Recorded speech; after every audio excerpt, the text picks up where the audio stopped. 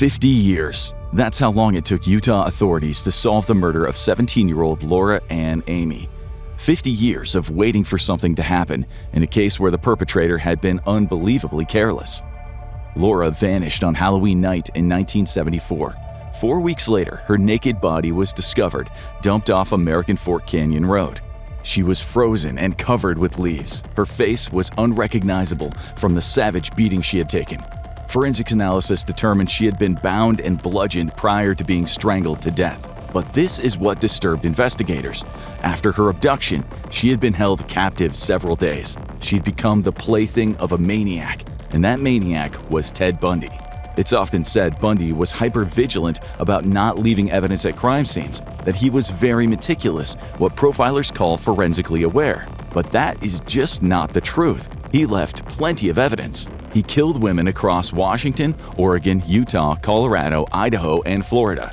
Everywhere he went, he left a piece of himself behind. In the case of Laura Aime, his DNA was inside her body. And unlike most of the serial killers who had come before him and those who would come after, he made little effort to deprive investigators of circumstantial evidence. When he was arrested in August of 1975, investigators realized he and Laura actually knew each other. According to witnesses, Bundy was a regular fixture at Brown's Cafe in the city of Lehi, Utah. It was a short drive from Salt Lake City, an area surrounded by mountains on both sides. That's where he dumped the bodies. When he wasn't actively hunting, he was supposed to be studying law at the University of Utah. He'd enrolled in 1974 after moving from Washington, but soon found himself completely out of his depth. So instead of attending classes, he would go out in his VW Beetle and prowl the streets. His face would turn up where attractive women could be found. He was barely even concealing the fact that he was a predator. One of the witnesses later said one night Bundy and Laura and some of her friends were out drinking. She got up to leave when Bundy blocked her path. "You can't," he said. The other girls thought he was being ironic when he told her why. He was going to force himself on her. He wanted to hurt her badly. Witnesses would later say Laura just laughed and pushed him away. But he was serious. That was his plan, to use her and dispose of her. And a few months later, a medical examiner was swabbing her dead body. There was biological evidence, circumstantial evidence, witness statements. The murder matched his modus operandi. The crime scene bore the markings of his depraved signature.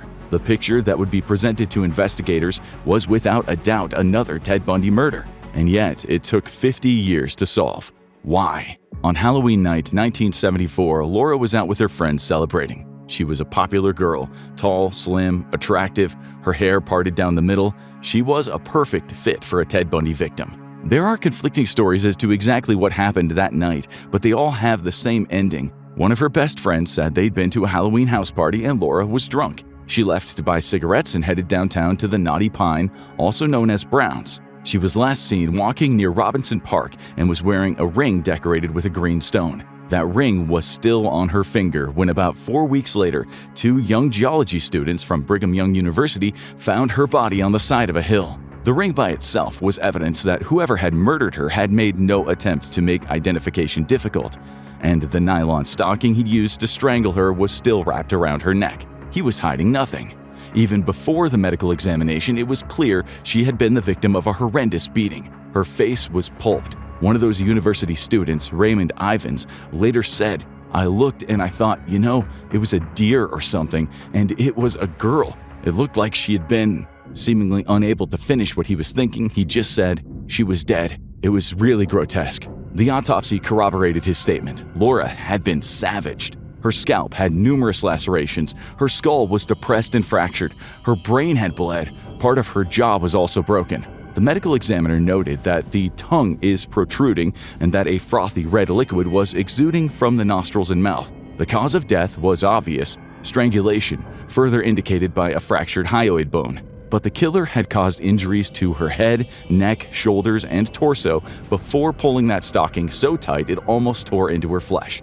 The other wounds were so severe it was clear he'd used a heavy instrument. They didn't yet know it, but Ted Bundy often used a tire iron on his victims, and the abduction had been sexually motivated. The examiner noted some kind of object had been inserted into her, but semen was also present. The sperm were non-motile or no longer moving, and that suggested they had been deposited perhaps a few days before the examination, but it couldn't provide an exact timeline. Considering all the injuries, the older and newer bruises and level of swelling, the examiner believed Laura had been likely kept alive for several days after the abduction. And it looked as though after he'd murdered her, there'd also been post-mortem possession. He had kept her dead body. Strangely, there was alcohol in her blood, suggesting he'd either plied her with some, or maybe she'd even taken some of her own accord. It was impossible to know, just as they couldn't figure out why Laura's hair had seemingly recently been shampooed, despite her having been dead for so long. A disturbing picture was starting to emerge. The killer had put this girl through what must have been psychological hell before one day he decided to bash in her skull. And then he groomed her. The injuries to the rest of the body suggested he had dragged her body from his vehicle through the brush and pushed it down the embankment. Vehicle, and that meant tire marks. Bundy hadn't been careful, far from it. The genius the media would later propagate about his forensic shrewdness was completely overblown. In the 1970s, sperm was evidence, but not yet the kind of definitive DNA evidence we have today. It could suggest involvement, but by no means could it have put a name on the attacker. The sperm sample was saved. Bundy would continue to exist for decades in the form of microscopic molecules. But his most reckless mistake was murdering someone he knew. Worse, someone he had threatened in public. Joke or not, he had issued a serious threat, and that same girl was later found looking like he'd made good on it. Detectives spoke to Laura's mother. She told them that she warned Laura not to hitchhike, and not long before Laura had gone missing, another teenage girl had vanished not far away in Midvale. The police had told the mom that Laura was probably just another runaway. Such cases weren't a high priority. But a few weeks later, Miss Aime was reading the newspaper. Body found on hillside. Female. The article said the police thought it might be the body of another missing girl, Deborah Kent. Miss Aime just hoped it wasn't her own daughter. She reached out to the police. Her heart dropped as she heard the victim had been wearing a ring with a green stone. That stone was a peridot, Laura's birthstone. Panicking, she went to check Laura's jewelry box. It wasn't there. And she was soon at the University of Utah morgue with her daughter's dental charts in her hand, her husband and Sheriff Mac Hawley at her side. Laura's face had been so badly beaten that she couldn't make a positive ID. But those scars on the girl's arm, a horse riding injury, were unmistakable. The dental records confirmed it. It was Laura. The examiner later came back with a hypothesis. Laura had died sometime close to November 20th. That meant she had been kept prisoner for 20 days. But where? And what had he done to her all that time that she'd been alive? It was almost identical to another case. On October 18th, almost 2 weeks before Laura had gone missing, 17-year-old Melissa Ann Smith disappeared from Midvale, about 22 miles from Lehigh. The story blew up in the news because Melissa was the daughter of the Midvale chief of police. She'd been at a pizza parlor, last seen about 9:30 p.m. Her body was found 9 days later by a hunter near Toll Canyon Summit Park, about a 20 or 30-minute drive from Salt Lake City. She was naked on the hillside. And like Laura, she had been kept alive for at least several days after her abduction. There were multiple brain hemorrhages. She'd been bludgeoned with a heavy instrument and then strangled with nylon stockings. Kept prisoner, but there were no ligature marks on her wrists. Had he kept her in some kind of cell? Just as detectives had seen with Laura, the killer had likely groomed the body post-mortem. It looked as though her hair had been recently washed, her nails were perfect, and makeup might have been applied to her face. Retired Utah County Sheriff Sergeant Owen Kornberg contacted the FBI and commented on the two cases. The MO is similar. The victims in both cases were beaten, sexually assaulted, and strangled. Also, many of the wounds were similar in appearance. Sheriff Hawley agreed. He said there were, quote, strong similarities in the two cases. The canyons were combed for bodies as more young girls started to go missing in and around Salt Lake City. Ted Bundy became the prime suspect in all of the cases. But this was back in the 1970s. He had left his DNA on those girls' bodies, but it just wasn't readable back then. They had a sample of his biological evidence taken from Laura, but for a long time it was effectively useless. It sat in a vault, and it would stay there for decades, molecule by molecule degrading as each year passed. The future was killing Ted Bundy. DNA is not made out of rock. Year after year, oxygen, humidity, heat, and invisible chemistry can snap the genetic strands into even smaller fragments, and with each passing year, that material becomes less useful. It was a race between time and technology. If the science advanced quickly enough, they might still be able to read a sample, but if time won, it would be gone forever. The authorities were sure Bundy had murdered Laura, but what if they were wrong? They had to prove it. After he was arrested in 1975, witnesses came forward. The official Laura Anne autopsy report said a man named Jerry Bowers told detectives how he and Bundy had once fallen out. They had been out together with the girls when Bowers jokingly put some grass down Laura's halter top. Bundy didn't like it. He told Bowers to leave her alone. She was his girl. Laura just laughed and told Bundy to get screwed. Witness testimony stated that her comment left him speechless. As detectives and writers would suggest in the years to come, there was something different about Laura. His relationship with her wasn't the same as with his other victims. Witnesses described him acting completely obsessed with her. Still, to this day, there is much debate about just how close he and Laura were.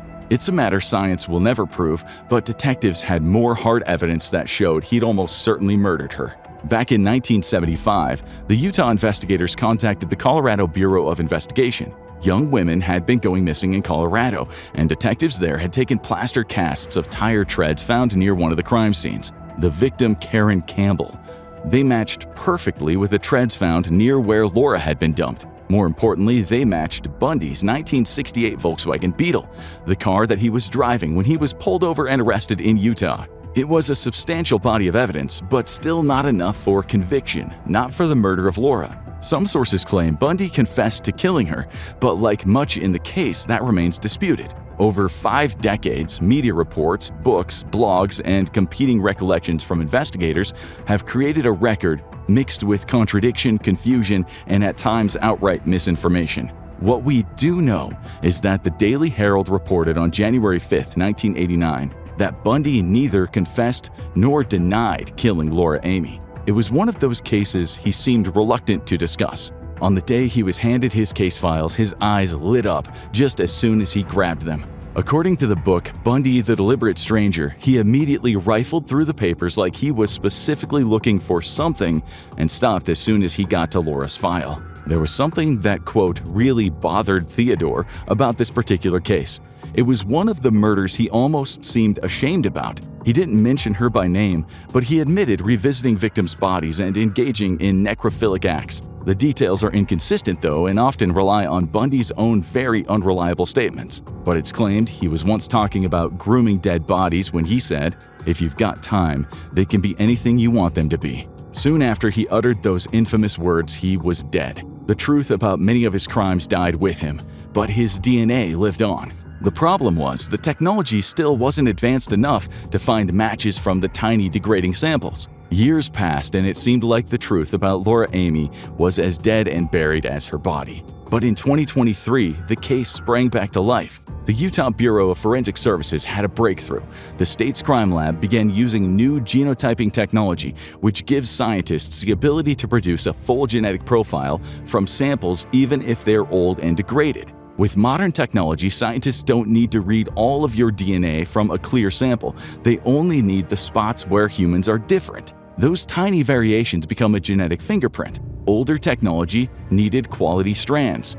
But modern genotyping looks at a single nucleotide polymorphisms, or SNPs, from those fragments. It's like identifying a book even if all that remains are just a few shredded pages. So from what had looked like molecular rubble, they erected the building blocks of Ted Bundy's DNA. They now had the key to unlocking the mystery, but they still had to find the right door. They entered their full profile into the FBI's DNA database, the Combined DNA Index System, or CODIS.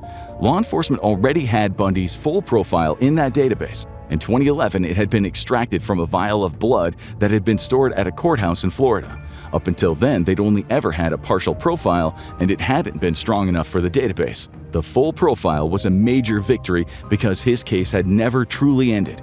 Before he had died, he'd confessed to 30 murders, but only 20 could be proven, and he might have murdered dozens more. But over the years, there had been no matches. Not until 2026, when CODIS came back with a confirmation.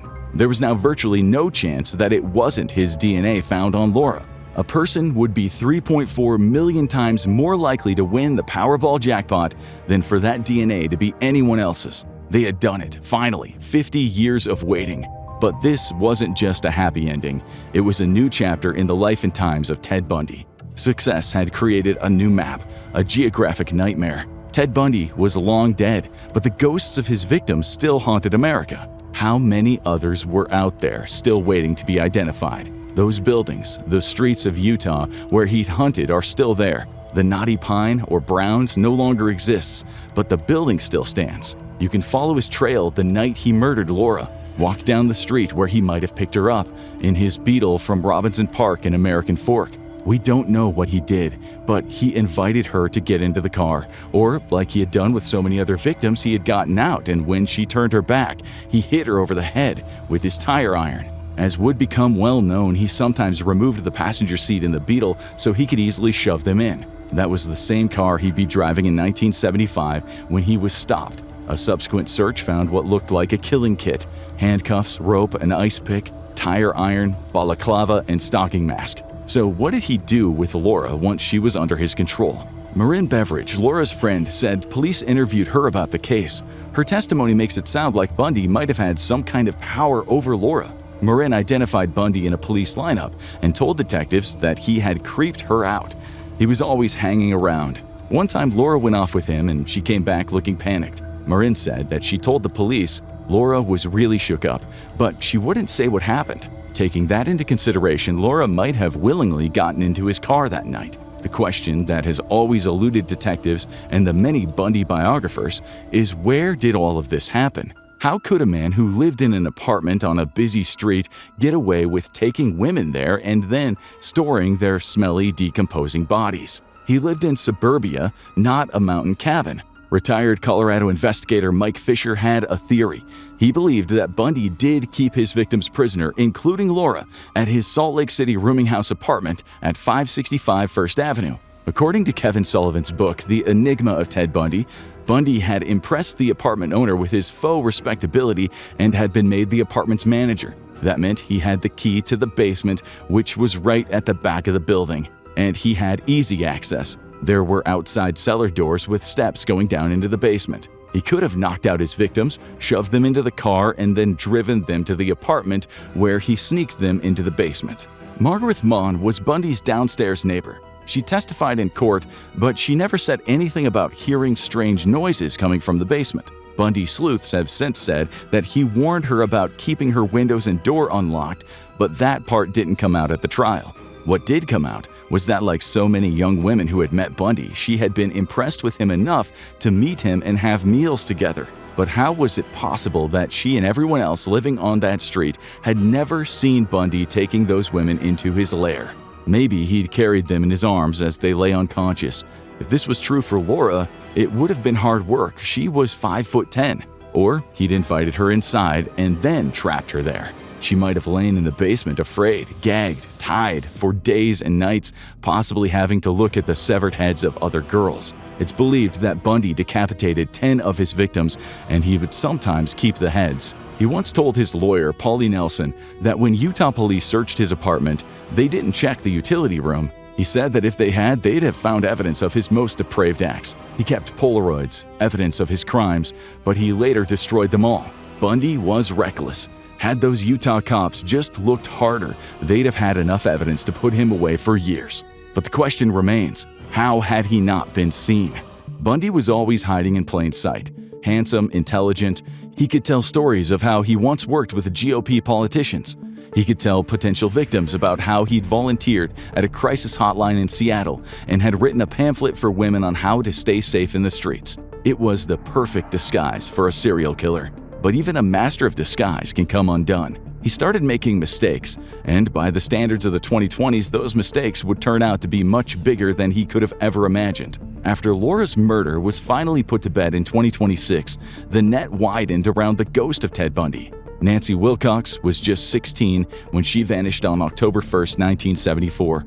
She had just had a falling out with her parents after her boyfriend pulled up outside the house in his car, and her dad told him to leave. She stormed out and went to look for him. Police listed her as just another runaway juvenile, but when Bundy was arrested close to a year later, he became a prime suspect in her possible murder. Nancy had disappeared from the streets of Salt Lake that October evening, and Bundy had likely not been far away. Gasoline receipts showed that he'd been doing a lot of driving. The media articles about Nancy last being seen with a man who looked just like Bundy and had been driving a VW Bug were misleading, but he had been close. On March 7, 1978, the Tacoma News-Tribune wrote the headline, "No evidence, great coincidence, Bundy always near victims. He was always in the right place at the right time." Detective Dennis Couch told the media after one of his Bundy interviews, "I personally believe Bundy was involved with the disappearances of Nancy Wilcox and Nancy Baird."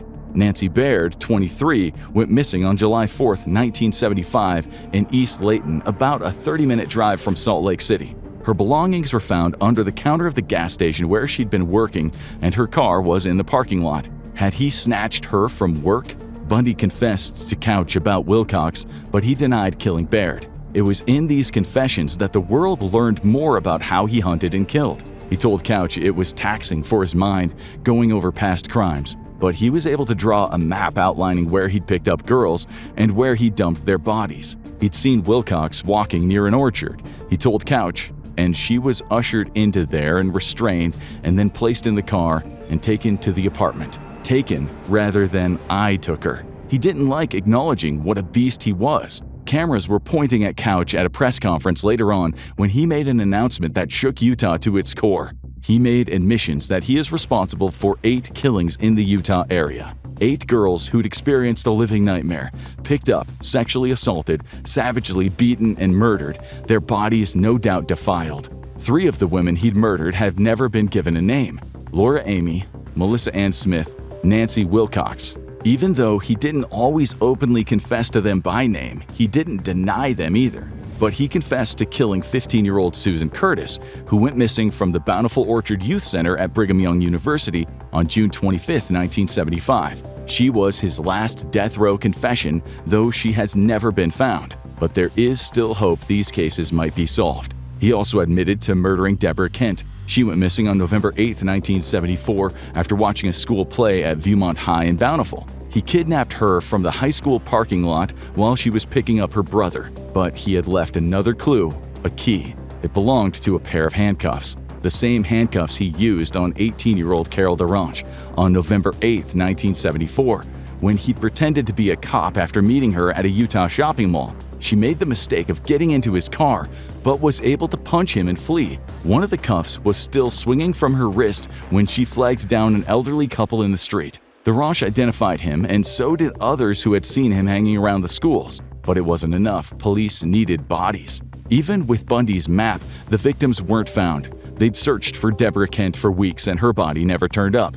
Then in 2019, there was an update. With Bundy back in the spotlight after a Netflix documentary, the authorities told the public that Kent's patella, found in 1989, had been identified in 2015.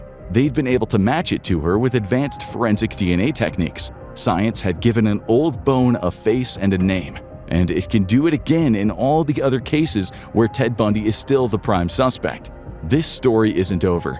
In other cases, evidence still sits in storage. DNA profiles from victims' families are in the system. Bundy's DNA waits there too, waiting for the day it's connected to yet another body. No cold case is truly closed as long as a single cell remains intact. But the worst monsters don't even try to hide.